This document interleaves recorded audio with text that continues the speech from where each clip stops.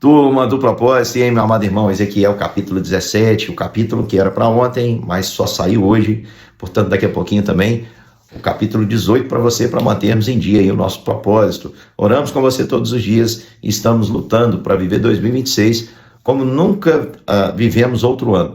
Vivendo 2026 como se fosse o último, são os objetivos do nosso grupo Propósito. Vamos lá. Nesse capítulo 17, o Senhor propõe uma parábola. O que é uma parábola? É uma história que tem um significado. E o Senhor propõe uma parábola, e nessa parábola aparece uma águia, descrita da seguinte forma: uma grande águia, de grandes asas, de plumagem comprida, então uma águia majestosa, cheia de penas de várias cores, veio ao Líbano e levou o topo de um cedro. O que é o cedro? O cedro é uma árvore enorme, gigantesca, forte, resistente. Essa árvore representa Jerusalém, o topo dela é aquilo que a águia arrancou, representa o rei Joaquim. Portanto, essa águia representa Nabucodonosor e a Babilônia. Veio a Babilônia e levou o topo do cedro, aquele que representava o poder desse cedro, o seu topo foi levado para a Babilônia. E essa mesma águia, essa mesma ave, trouxe uma semente e plantou um solo fértil, e ela brotou e se tornou uma videira. A videira, você sabe, nós já vimos isso em um capítulo que diz Ezequiel, só madeira não serve para nada, nem para fazer um cabide. No entanto, meu irmão, há uma expectativa quanto ao fruto. Essa semente que foi plantada no lugar do rei Joaquim, o topo do cedro foi levado, e nasceu uma árvore que tem pouca força, mas poderia dar um bom fruto. É o rei Zedequias, que foi escolhido pelo próprio rei Nabucodonosor para que desse continuidade à administração ali do povo de Judá. No entanto, havia feito uma aliança. Essa aliança, ele se comprometeu a não trair o rei Nabucodonosor.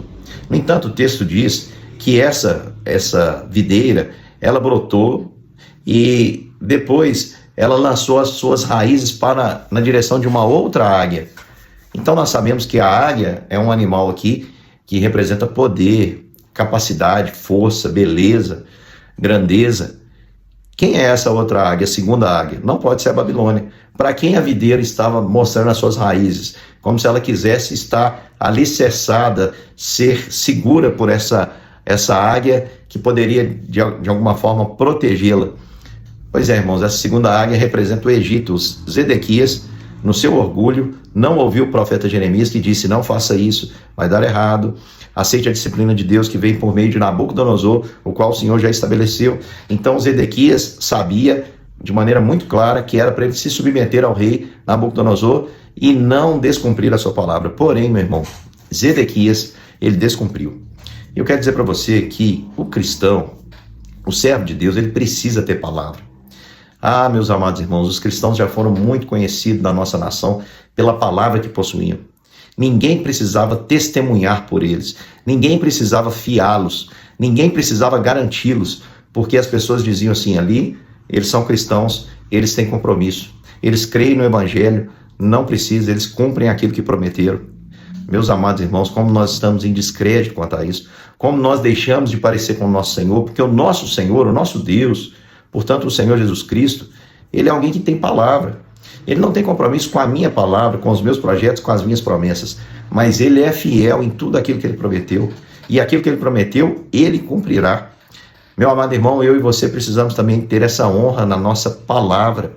A nossa palavra, ela deve bastar.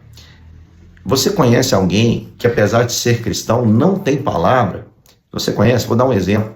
Quando você compra algo, meu irmão, e você se compromete a pagar aquela pessoa, você precisa honrar, porque se você não honra, você não está cumprindo com a sua palavra. Pastor, mas eu passei por uma dificuldade financeira, um problema, uma enfermidade, fiquei desempregado. Meu irmão, problemas acontecem. O que você não pode é ser irresponsável.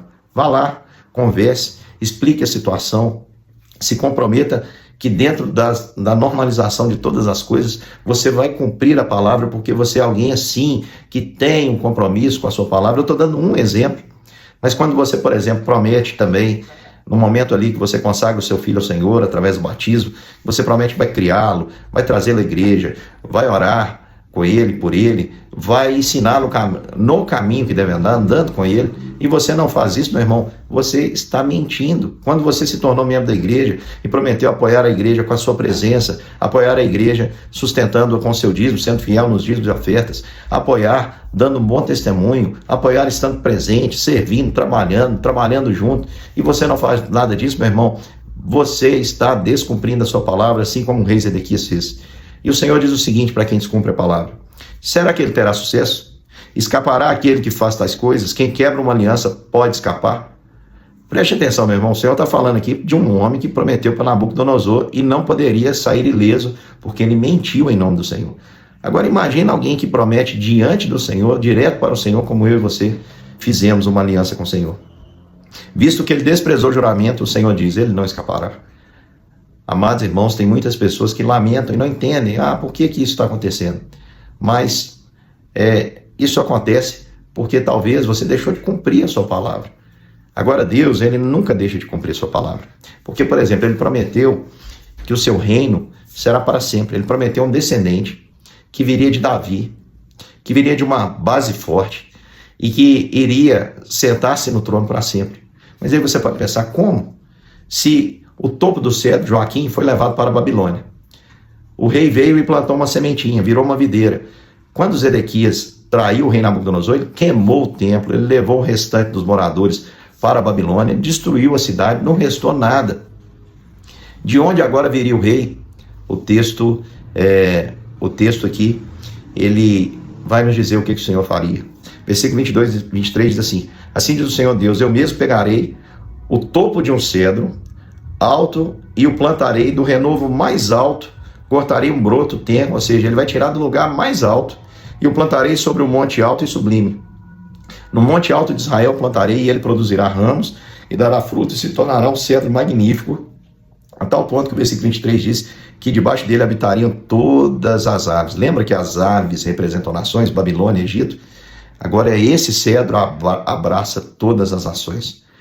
Meu amado irmão, esse ramo cortado do lugar mais alto, do topo mais alto, para o cumprimento da promessa, é aquele que Isaías viu no capítulo 53, que aos nossos olhos era um ramo seco, um ramo que brotava de uma terra seca, sem formosura, mas ele é aquele que Deus escolheu para ser o nosso Rei, Senhor e Salvador. Representa Jesus. O seu reino não é como os reinos desse mundo que passam. O seu reino é para todo sempre. E o seu reino está em constante crescimento. Qualquer outro governo do mundo, para nós, irmãos, é apenas um governo provisório, porque nós sabemos quem realmente reina sobre as nossas vidas, e é o Senhor Jesus. Sabemos quem somos, que estamos a serviço desse Rei. Portanto, meu irmão, na sua trajetória aqui, como servo do Rei, honre a sua palavra. Seja alguém que honre a sua palavra, pareça-se com Jesus. Tenha palavra, meu irmão. Mas eu vou ser prejudicado se eu manter minha palavra. Pensasse bem, na próxima você melhora, pensa mais antes de falar. Se você se comprometeu, meu irmão, você tem que cumprir. Você só está desobrigado à sua palavra se o que você se comprometeu, meu irmão, é pecado. Mas se não é pecado, você tem que ter compromisso com a sua palavra nos negócios, na vida, na correção dos seus filhos, na sua postura, nas suas decisões. Seja um homem de palavra. Não confie nos jeitinhos. Às vezes, quando nós falhamos, nós queremos dar um jeitinho, né, de fazer dar certo. Como o Zedequias aqui falhou com a palavra, ele queria que o Egito, mesmo contra a vontade de Deus, viesse e desse um jeito, depois ele se acerta. Não é assim que nós devemos fazer, meu irmão. Se você errou, confesse o seu pecado e na beira do abismo não dê um passo à frente, dê um passo atrás. Pare antes que seja trágico. Pare antes que seja trágico.